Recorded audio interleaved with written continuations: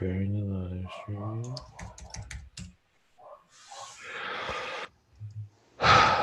Come on.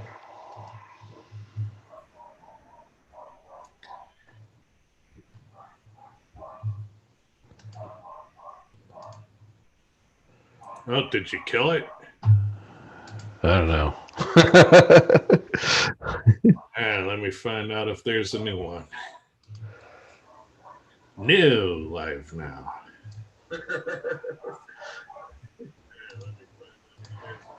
Yeah, there's a new one. All right. So that first one is going to be bad. I'll fix it later. Well, people might be joining it.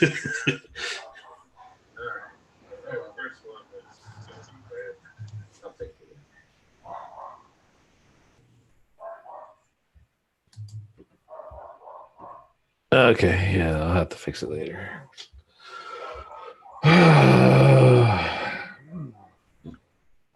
Technology is not my friend these days. Let me see if I can go to that other video. And if you could at least comment in the other one and say, yeah, hey, exactly. make sure you get the right one. I don't even see the old one anymore. Your channel. 154.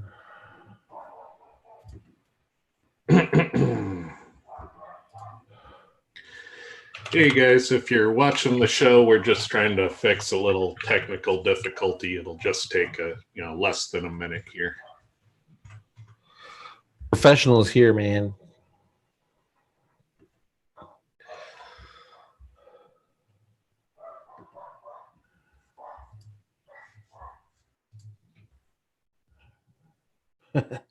Paul and Ross made it. We're good. Paul and Ross are here. We're good. I think everyone else is in the back waiting. We're going fishing.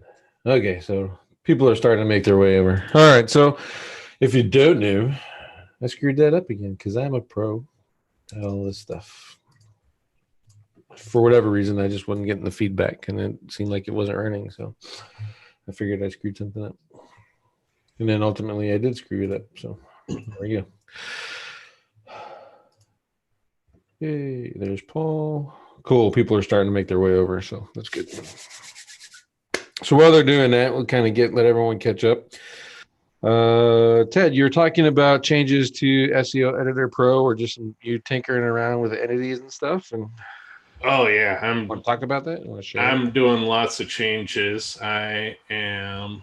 Oh, 1 second. Let me find the right window. Too many screens.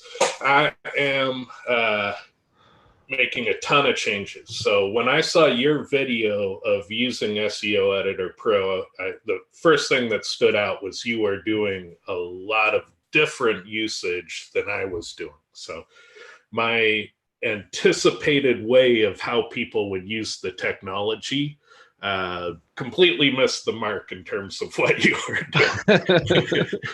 So I had this path and you were going down that path and you were getting lots of frustration. And I was like, okay, I see what he's doing. And one of the things that you had a lot of friction with was you would add a list of things into the content, and then you would go back and on an itemized approach, you would try to filter the list. And I could visibly see and audibly hear that was pissing you off. So I wanted to address that in the editor because I wanted workflow to be the key thing. So I built I built several approaches on how to solve that filtering the list problem. And then I ultimately picked the best one that I thought is the most ergonomic. And so what it does, it's an optional thing. You can either dump the list into the source and deal with it, or there's this little button that lets you pick and choose before putting the list into the source. And it pulls up an HTML grid, and you can expand it so you can, it's a liquid layout, fluid layout. So if you expand it, you get more columns of things to go through. and then there's little buttons, keep or delete.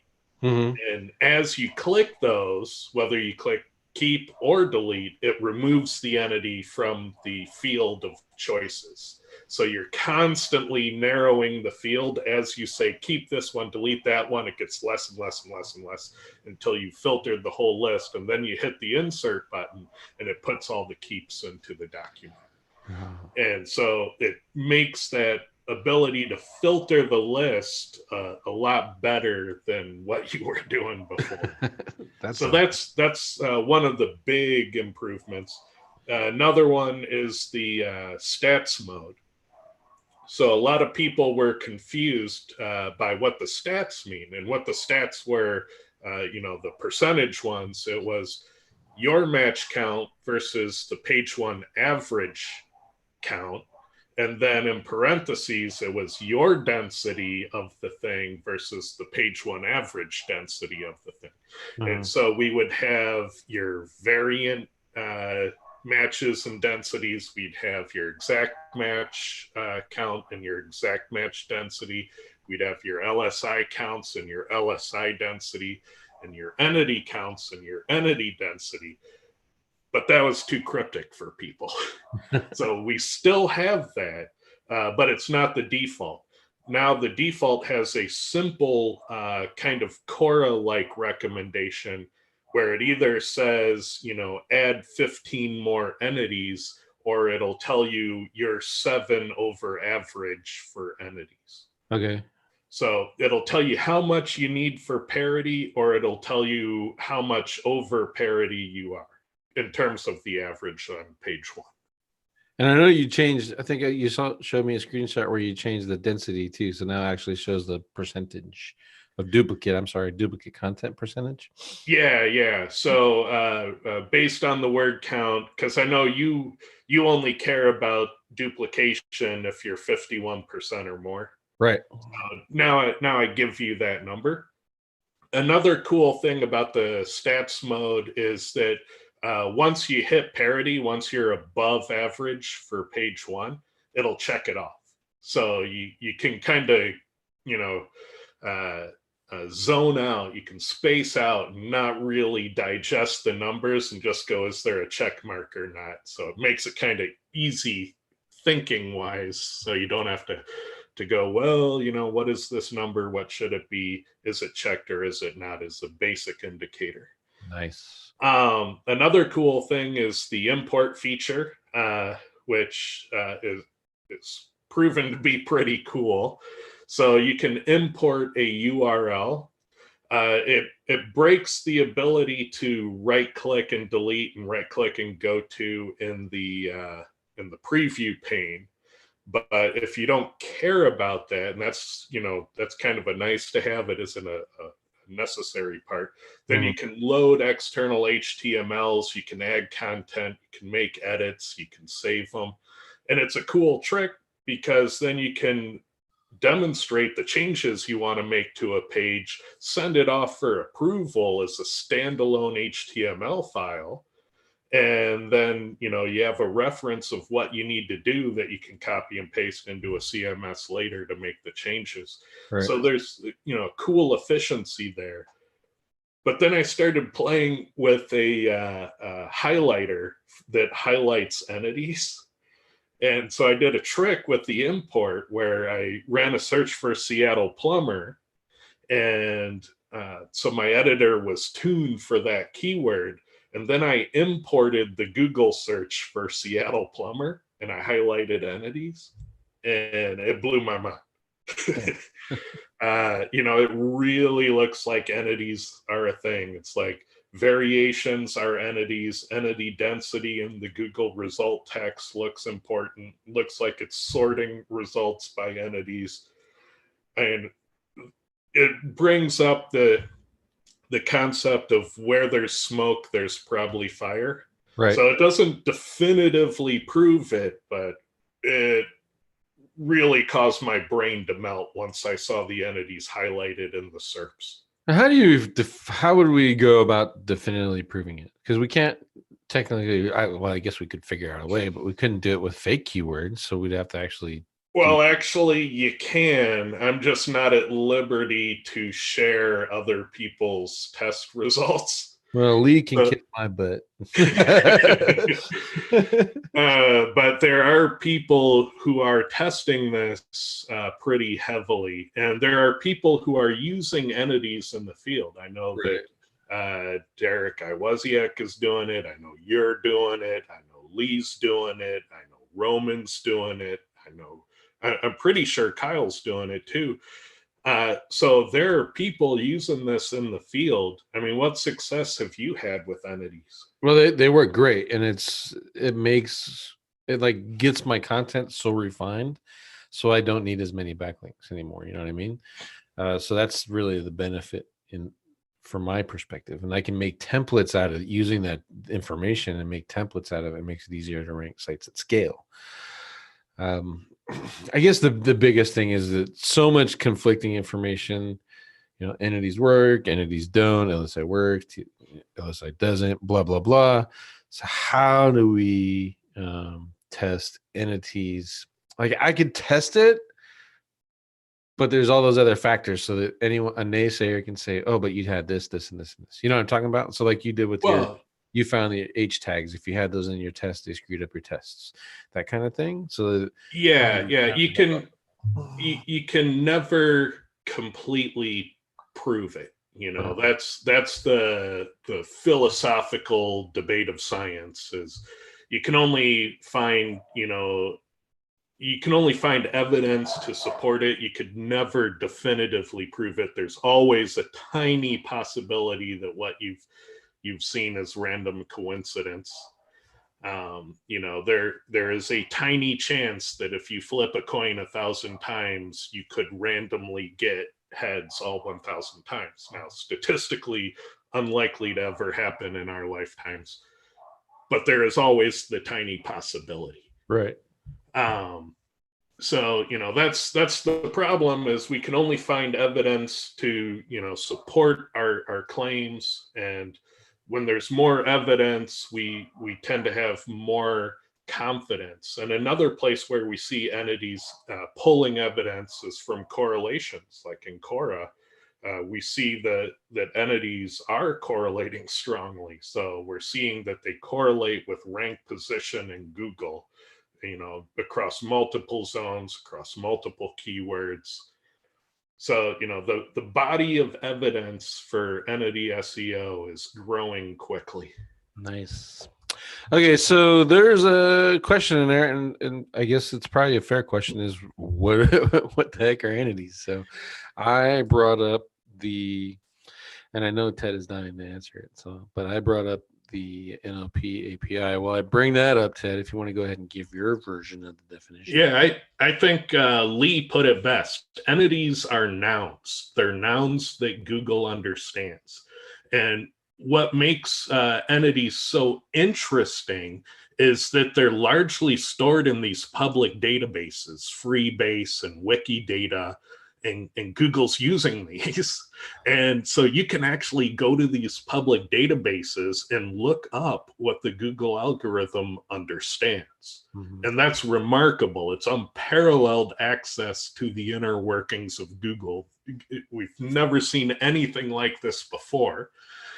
You can see entities in use in Google search. So if you type in types of bags in Google search, you can see entities hardwired into the Google search results. Types of bags. Types of beds. Types of bags. Well, those are entities. So you're getting species list. Yep. Here you are, types of bags. And so we're seeing these inner workings of entities popping up in lots of different places. It looks like it's important to knowledge graph selection and featured snippet selection, and people also ask questions selection, and there seems to be a lot of touch points with this. Right. And Hayden and Steven, if you want to kind of see it at work, there's two tools that I like, is Google NLP API. So just Google, search for that Google NLP API, and you'll come to this natural language page. And there's a little tool in here. You can kind of see how it works. You just click analyze. And this stupid robot thing, I hate that reCAPTCHA. And it brings up the entities that are listed inside of that article. And then you also see you get a Wikipedia article. So as Ted was saying, it's associated with something. They're using something to say, yes, that is a thing. And they're validating it with the Wikipedia article. So you can see that full list here. And then if you go in the sentiment, you can kind of play around with this too and moving around and changing your categories and changing the sentiment of the way the API is reading your content. You can even go so far as syntax and stuff. I don't really mess with syntax. Categories I do like to dink with, and that's pretty good. But the primary thing is entities. The other tool I like to use is TextRaiser. It can be like stupid expensive depending on what you're doing with it, but for like Cora's got it integrated, and for my uses, this free plan is perfectly fine. It's 500 requests per day. If you're doing more than that, you're a beast. I know a guy who's like up here, but he's doing some crazy stuff with entities. So the short answer, what can you do with it, is analyze your content, analyze the competition. Using a tool like Pop has integration now. Cora's is probably better. And finding out the entities that are supposed to be in your content and adding those in. And then if you want to get really nutso with it, you start doing some schema stuff with it too. And it's a gangbuster. I think it's kind of doing the thing along the same lines of you're doing TDIDF and using those tools, or end topic, and you have to add these specific set of words. Same concept. You're just doing a different set of words in that case. So hopefully that helps. Yeah, treat them like they're LSI words on steroids. Yeah. They are special words that you want to use often throughout your content, especially if they're relevant. Like you can kind of ignore the off-topic entities. Like there will always be some misses, but the obvious hits are the ones you want to use and probably use a lot throughout your document. Yeah, super LSI. There's other services out there that help you. I'm not sure about Cognitive SEO's editor. Surfer SEO has an editor trying to do it. ClearScope is another tool that's trying to do it. But most of those, from my experience, are relying on IBM Watson. And I like to get the information that Google's using, which is typically going to be their own API. So that's why I prefer TextRaiser. Not to say the other ones are wrong, but it's just kind of how I do things. And TextRaiser is hooked up to the NLP API versus ClearScope, which is a combination of Google and IBM Watson, and then they correlate and assign their own data under their own set of rules, and then give you those numbers too. But that ClearScope was $300 a month, and I just didn't see the value in it when I can just plug in the TextRaiser for free, and then combine that with Cora, and it works now. Works really well. So. Yeah. The free TextRaiser account in Cora or free TextRaiser account in the SEO editor. That's an easy combo to get away with. Yep, for sure. Okay, so let's get on to the news. No follow links. That change, I don't know if you know, but you probably should, is no follow is going to be considered a hint now. I would argue that it always was a hint, and then they're adding a rel sponsored and rel user generated content, which is UGC in the rel in the code. So all that is taking effect March 1st. I highly suspect that there's going to be a lot of ranking changes when they turn this thing on officially, because we don't know. Like, I know that they're following and they're using link juice through no follow on certain sites. They've just kind of officially ignored no follow on certain sites. But when they start doing it across the board, I wonder if people are going to see lots of ranking increases and probably decreases from negative link, bad links. and then potentially where the manual spam teams, they start kicking into another gear once Google starts adding this hint attributes to no follow versus the supposed it doesn't pass any juice right now thing. So that'll be pretty interesting to know. What do you expect, Ted? I know you got um, the tool, the update watch in IMG, but do you think that like 2 days before that you're going to start seeing changes in that tool, or is that one of those things where it's gonna, we have to wait and see what happens after? If you muck around with the link graph, you're probably going to see big swings. Right. So yeah, I'd expect a lot of fluctuation. Cool. At the SIA, we've done some tests on all three of these right now. As we said, this one is passing juiced, and these two are not, which is the intent. So I think that's pretty good. I expect, my guess is that WordPress, as part of their core, will start adding this rel for comments, which would be good for your sites and may reduce comment spam. And then maybe forum user or forum platforms and all that stuff will pick that up too, which will essentially just kind of turn those platforms into useless link building opportunities at that point. We'll have to see how that goes and see if that changes or not. Oh, we'll test them, and whichever one works, we'll plaster everywhere. Oh, we already did it. Yeah, I know these two don't. Yeah. These two right now, they're not passing NAGs. So we'll see, but we'll see after March 1st. We'll have to retest it because maybe they're not in place right now. You know what I mean? So yeah. And I'm sure all the third-party off-page services will start reporting sponsored and add links. Yeah, I'm sure they will. Okay, so there's that. So look out for that. I'm looking forward to it. It's pretty exciting.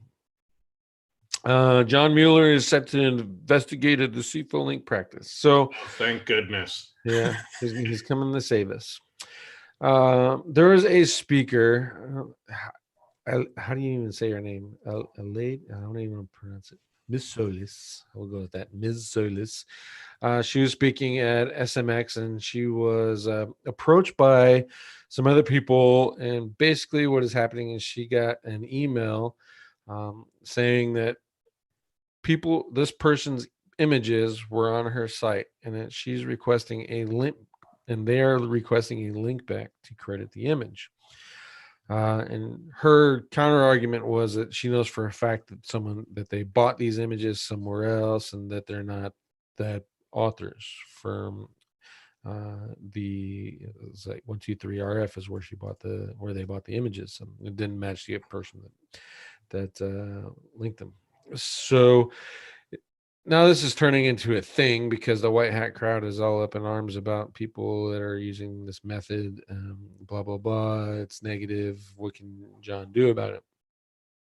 So I would think, one, I don't think there's anything Google could really do about that, right? So how do you define who owns an image unless you're matching EXIF to the credit link that's next to it in the caption? Maybe that's, if you can match those two up, then you can say, okay, we're going to pass credit, but if it doesn't match, then we won't. Maybe that's an option, but I think it's kind of silly that they're making a big deal out of this when it's not happening a lot, and then people just kind of know after the Getty running around being Nazis and trying to claim ownership of images and threatening to sue people all the time. Where was Google to stop that? And in this case, what does Google do? So. I just got to call bullshit, because if Google is way too lazy to honor my trademarks, which are in a nice database and well formatted and easy to parse and use, right, then they are way too lazy to AI all images and honor my image copyrights. So I would expect to see Google honoring trademarks first and then image copyrights second. Right. And because they're going to solve the easier, more broadly applicable problem first. And this brings up, and actually, this is a good white hat method. If you're legit on the image and you legit made it, and then you know someone took it off of your website, then why not reach out to them and ask for a link? That seems like a fair request to me. Well, the downside is the way it was done here. It was the black hat version, and then that's what you risk. You risk messaging someone who knows better and who will counter that, might put your business on blast. But for the most part, I think you're gonna unfortunately, if you use this method, you're gonna get a lot of links, I would assume. Yeah, the way to do it is to have a letter that's crafted by your lawyer that maybe even mentions the law firm who crafted it, but it's in your name, so obviously the law firm doesn't stick their neck out beyond authorship of the template. And then you use that because you need a stick to wag. Right. If Ted Kabita's website operator sends an email to someone saying, hey, stop using my image, they're just not going to care. But if you send something that looks like you have a lawyer and you feel like fighting this fight, then maybe they'll be like, okay, I don't care about it enough to fight a fight. Right. I've seen another version of this email here. She just kind of like short versioned it inside of her argument. But I've seen a version of the email that people are getting, and it's not that bad. It's not like, hey, you're a terrible person, you stole my stuff, give me link credit or else. It's, hey, how you doing? Thanks for using my image. I appreciate it. Looks good on your site. Could you please give me a link? And don't misunderstand what I said, because I see those comments. I'm not saying impersonate an attorney, which is a crime in most states. Do not do that. Actually get a lawyer to draft this letter for you. Or you can use Kyle Roof's name. He's an attorney. ROF. Kyle Roof. Kyle Roof said that you have my image and I need to have a link, please. That'll be a good one. Go Fish Digital. Bill Slosky. This is a nerd post. This one's just right up your alley, Ted. It's website representation vectors to classify with expertise and authority. And is written so that you can't even understand his explanation of it. Well, when you're talking about classifiers and topic groups, you're talking about entities. Yeah. Part of this is if you read this a little bit more and you read it like 5 times after a lot of coffee, you kind of figure it out as what Google's trying to do is classify. And in this case, they use Medicare because it happened to come out at the same time that Medicare did, is they use that as an example. So they're saying that there's websites like a doctor, an authoritative doctor. Let's use WebMD as an example. That's a first tier site. And then there's physician's assistants or pharmacists or whatever, and that would be a second tier website. And then there's a third tier, which is users, and typically that would be like if I got cancer and I went through chemo and I wrote a blog post about chemo, that would be the third level of quality inside of this algorithm. One thing that kind of, and I left a comment here and I'm pretty sure he didn't answer it. Nope, still waiting approval. Is classifying as first websites. Each sites have quality scores below the first threshold. Yeah, I've already got problems. What define a quality score? What are the components of that number? Right, and then at least one of the numbers have a quality score below the first. Yeah, don't even get into the threshold to find the number. Right. So there's the numbers that they're saying, which obviously they're probably not going to give, and then they certainly don't say how they come across. They define quality score and how to approach it. There are like a bunch of patents on quality score, but here it's not defining it. And then this right here just confuses the hell out of me. I think this is supposed to be above a first threshold.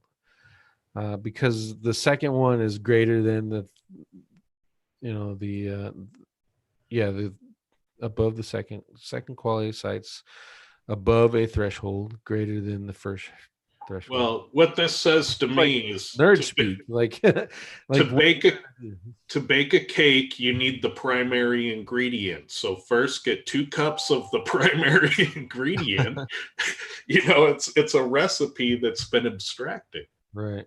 So if they're not going to define anything, it's kind of garbage to start with. Mhm. It's weird.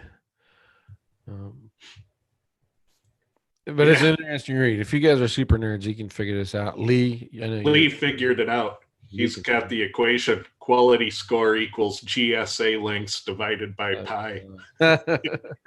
It probably could be. That's a good argument. One thing that I did want to point out in this thing is that everything here was about reducing the amount of sites that they call. Reduce the amount of storage needed to store data. Reduce the websites analyzed by the search system. Reduce the bandwidth for search results. Improve, detect websites more like responsible for queries to the domains, etc. So the way I'm reading this whole entire section of what they want to do is they want to, let's say, the medical niche will stick with that. Cancer treatments will stick with that. They want to select a set of sites that hit that tier 1, 2, and 3, minimize that as much as possible, and then these are the authority sites that we're going to show all the time Yeah, in the search results. when you start talking cost reduction in Google, here's what Google does. So Google wants the biggest input queue possible because they want to say they have 200 trillion URLs in their database, because it's a huge barrier to entry to any other search engine to compete with. Right. So they want the biggest input queue possible.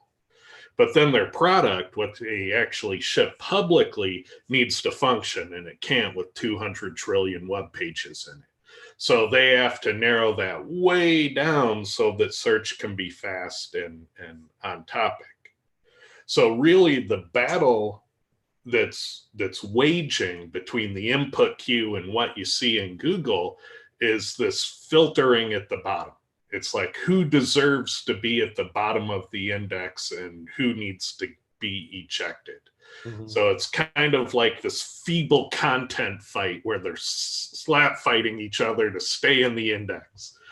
And so that's where the war is being waged for in the index and out of the index. So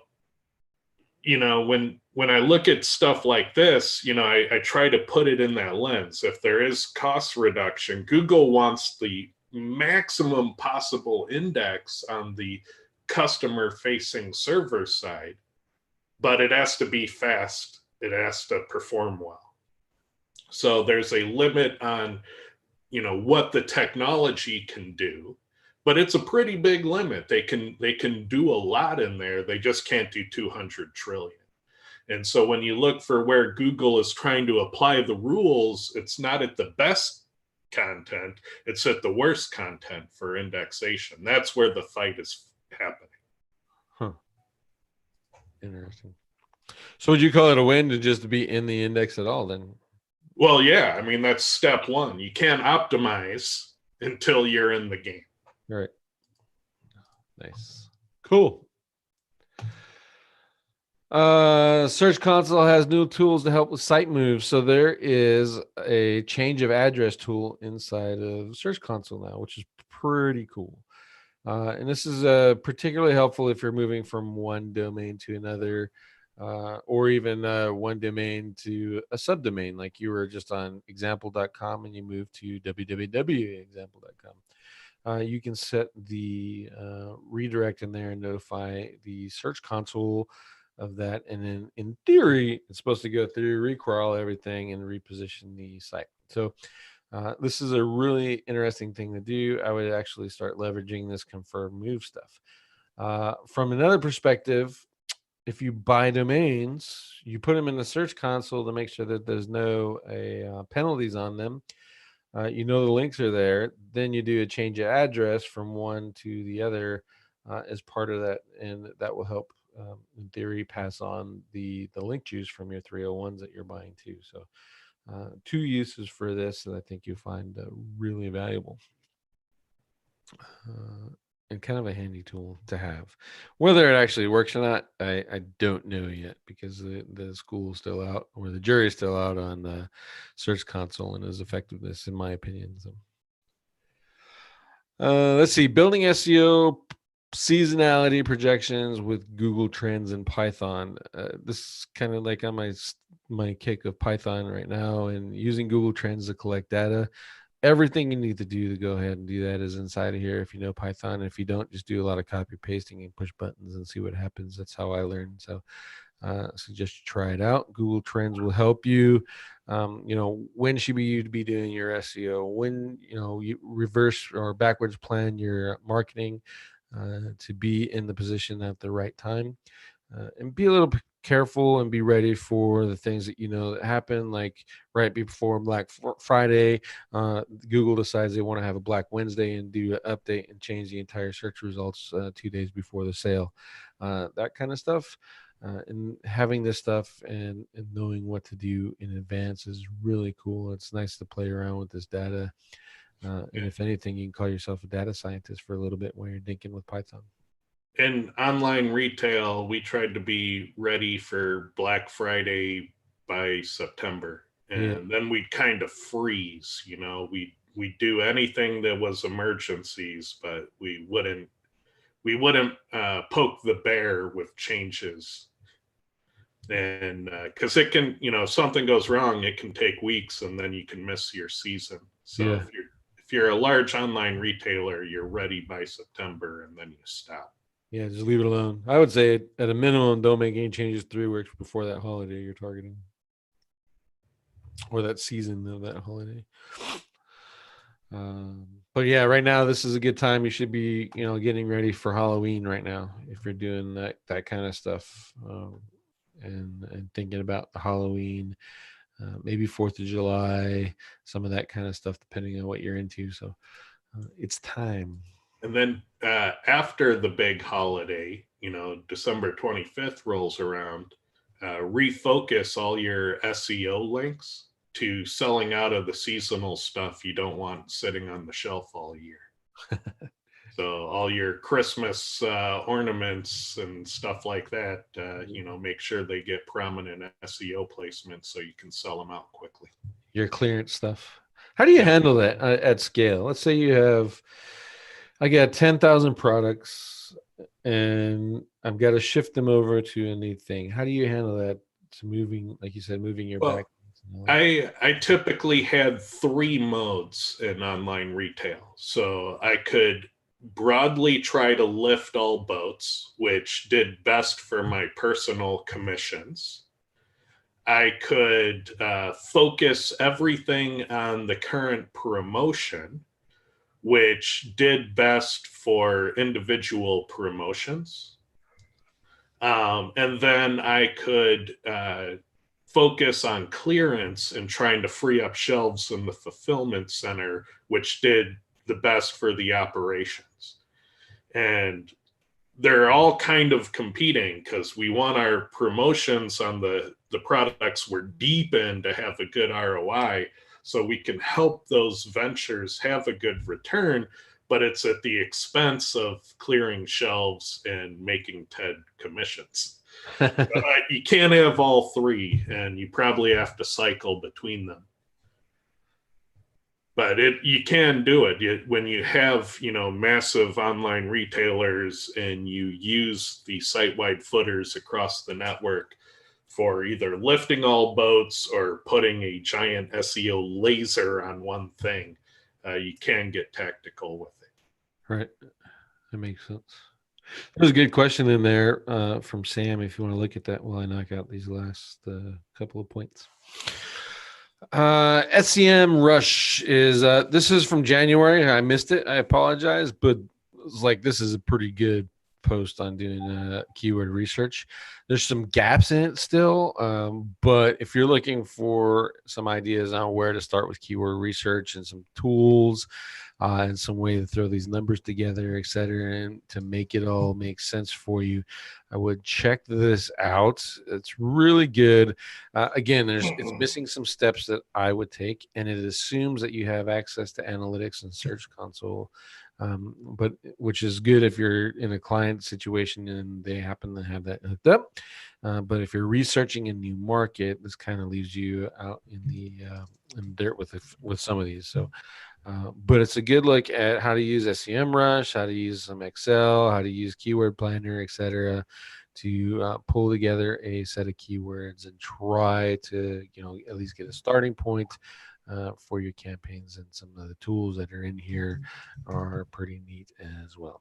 Again, epic post, really good. I like it. I didn't even know like this mind map feature. Didn't even know it was there. I was like, what is that tool? And then realized it was SEMrush the whole time. So. Again, check this out. And it's always good to brush up on keyword research stuff. It's always good because you can never do enough good keyword research. And you should never start a campaign without doing keyword research. And then you should modify your campaign based off of new keyword research. Again, check this out. I think you'll learn a lot.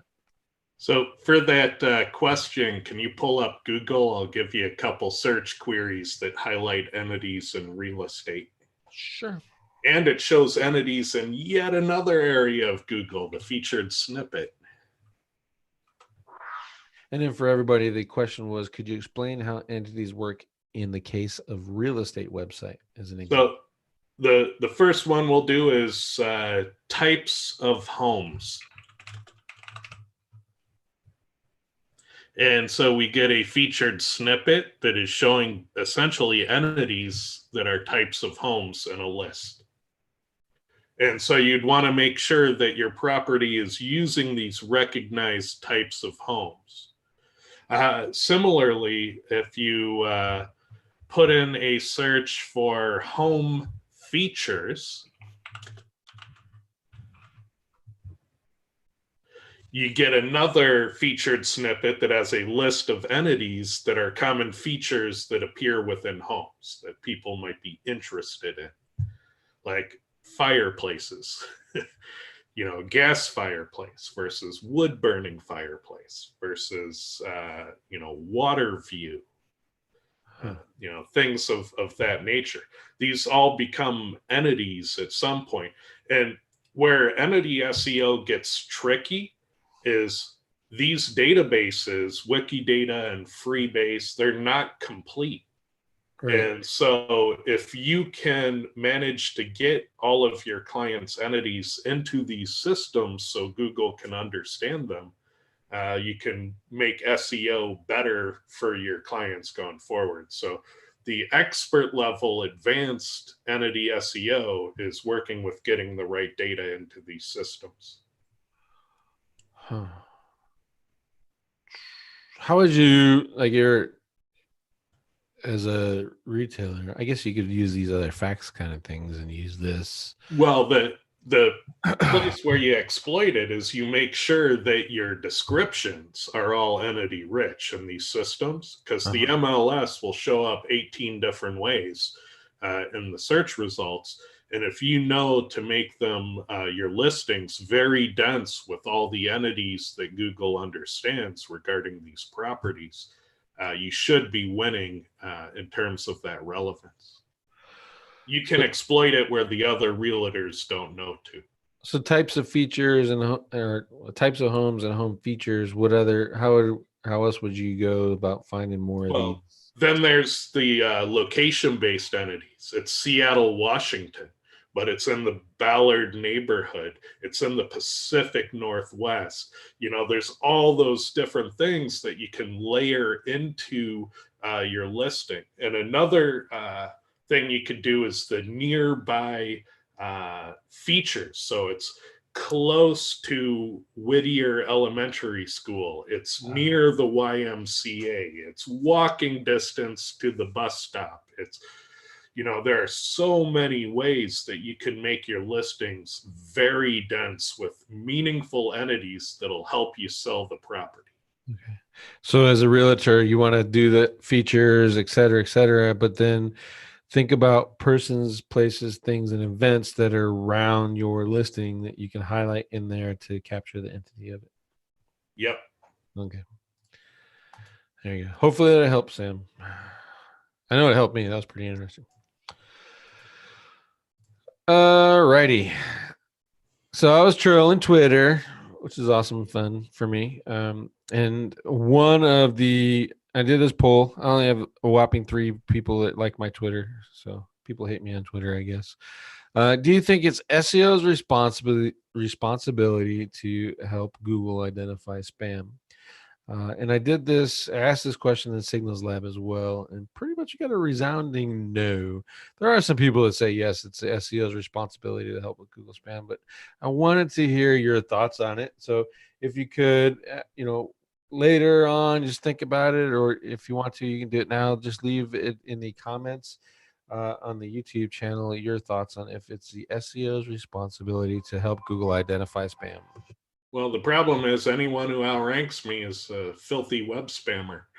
Yeah, which, the spam is, it's how do you identify it? And it's, to me, spam is one thing. To Ted, spam's another thing. So, yeah, why is paying my bills any worse than you paying your bills? right.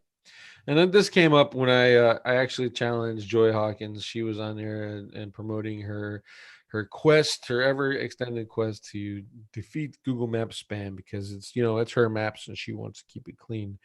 And it was that while they have a good cause, it is actually embarrassing Google so much to the point where they're just tightening the screws that real businesses are getting caught up in the crossfire of this now. And that people are reporting real legit businesses. Maybe the business owner, he was just trying to optimize and just trying to get ahead. So he made his business Alfred's Seattle Plumber.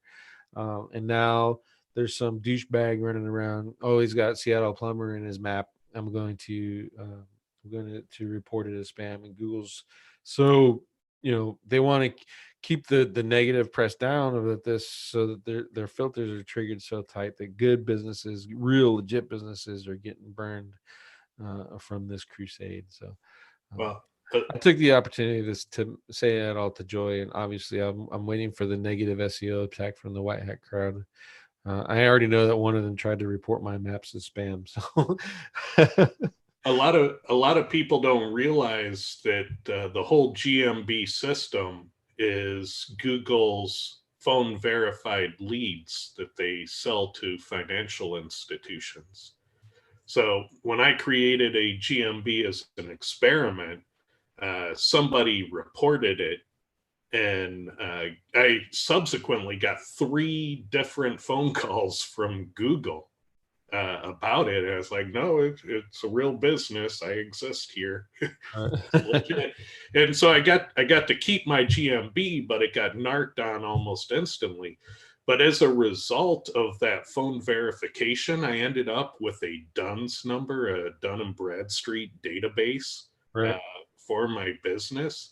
And that affected my ability to get code signing certificates. It started getting me pre-qualified $500,000 loans. It started doing all this crazy shit. And it all originated, from a GMB. And it was really crazy because I keyword stuffed the hell out of my GMB. So I started getting these pre-qualified loan Visa cards that had the keyword stuffing in the business name. And so I knew the card came from the GMB because I didn't put those keywords anywhere else but in the GMB title. Wow. And so, yeah, it's a system, and, Google's making serious money off of it. They're probably policing it about as heavily as they police pay-per-click ads. Yeah. Or at least they want to get to that point. Huh. I don't know. I think until Google does something about Home Advisor / Angie's List, and most of those spam things are all affiliates sending them links to Home Advisor and Angie's List, in case you didn't know that. Unless Google does something about that, then I think they should leave small businesses alone. And at the end of the day, there's probably, it's like playing whack-a-mole. So as a Well, SEOs, it's kind of your job to rank your clients' maps and stuff. Sure, it might take you a little bit longer, but once you get it up there and you get it locked in, you push all that spam down, and then now there's no use. You know what I mean? You're in there stuck like a tick in the number one rankings, and they have one or two and three. Then who cares? You're number one. And as long as you do that, I think you're serving your clients and saving a lot of people, that legit businesses, people that are just trying to do this stuff on their own, from all the headaches that go along with it. well, and if you're a real business, I don't think you have a lot to fear. I think Google wants you in the system if your business is real. Well, I contrary. Because they want to sell you, they want to sell you to money lenders. Yeah, I You are the product.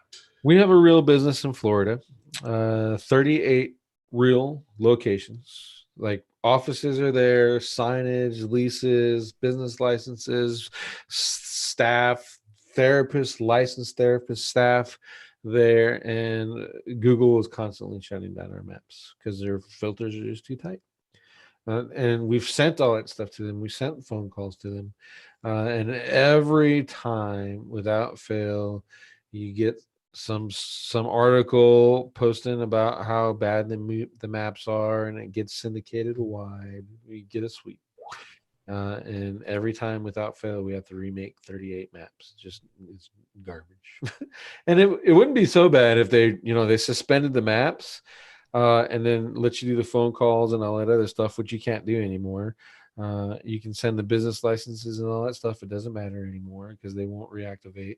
And then if you look in Google Maps, all of those old maps that we created and that were suspended, they're all still there. They're all in Google Maps still.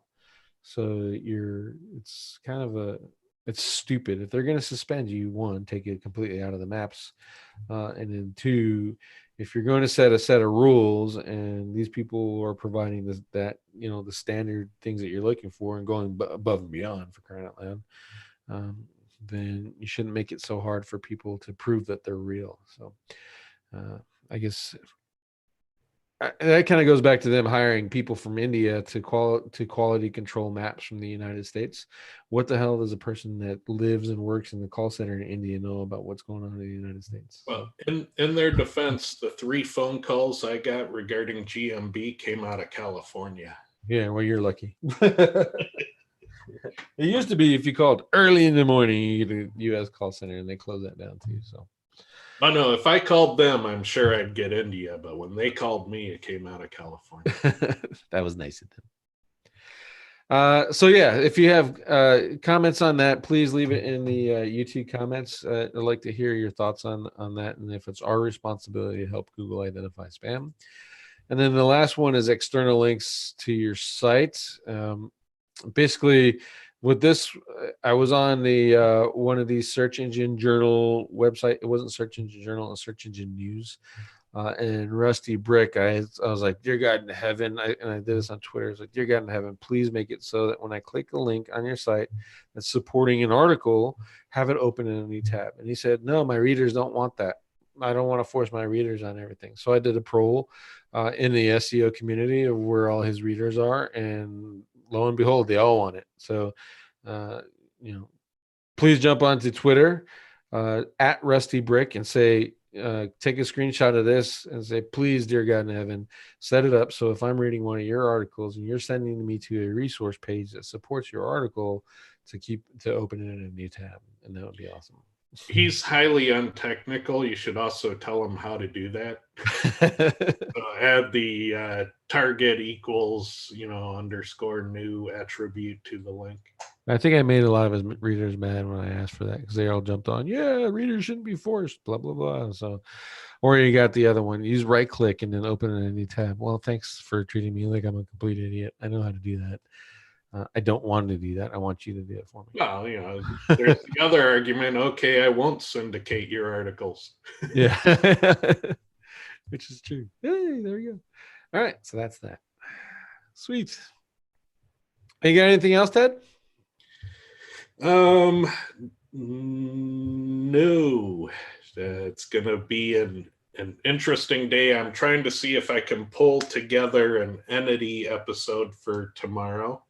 If I can, that will be awesome. That's my first choice. And if I can't, then I'll probably pull something together about competitive analysis of on-page tactics for online retailers. So it'll probably be one of those two topics. Hopefully, entities. Entities. I like entities. Let's see. Okay, I want to close this out because we got to make money, yo. And Jesus, I'm opening this other one. SEO Editor Pro review. Just want to show 3 things to you that you guys are gonna like. I hope, and I don't suck it completely. So here we go. Final thing.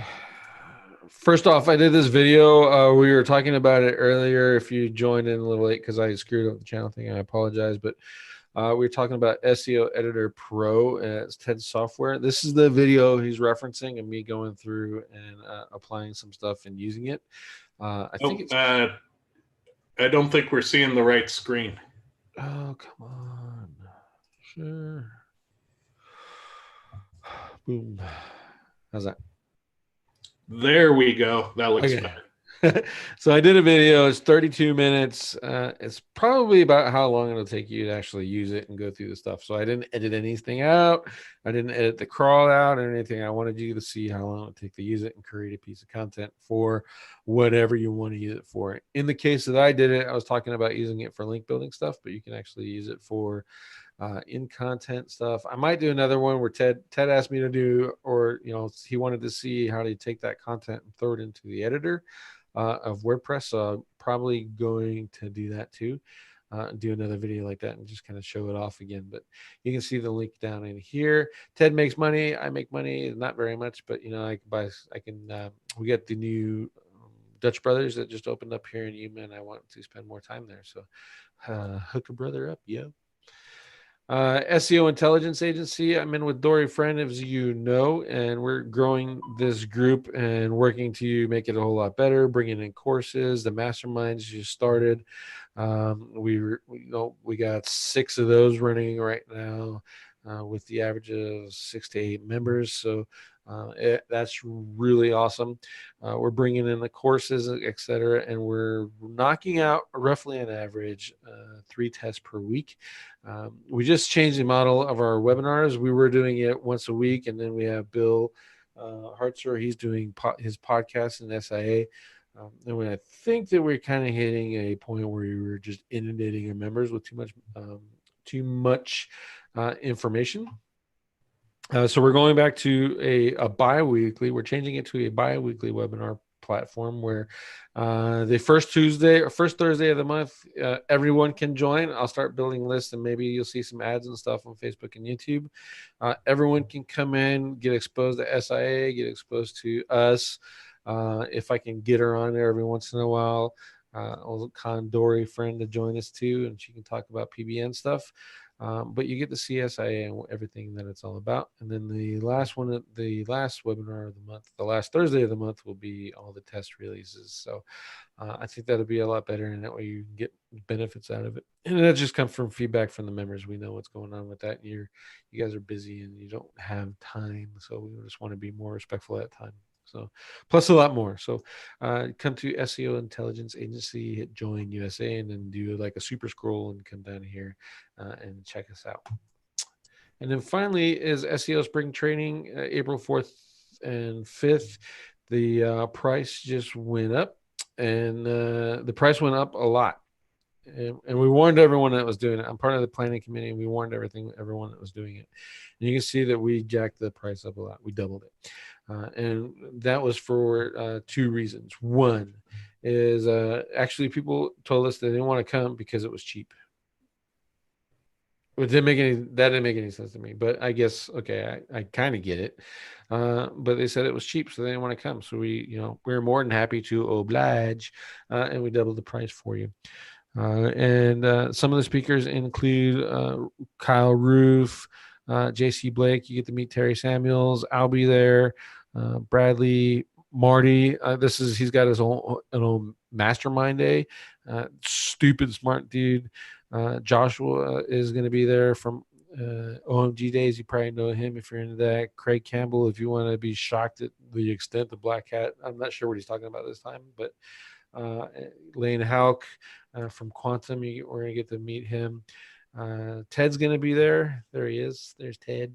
Stewart, he's doing SOPs and stuff, and it's going to be awesome to meet all of these speakers, etc., and get some more insights from them.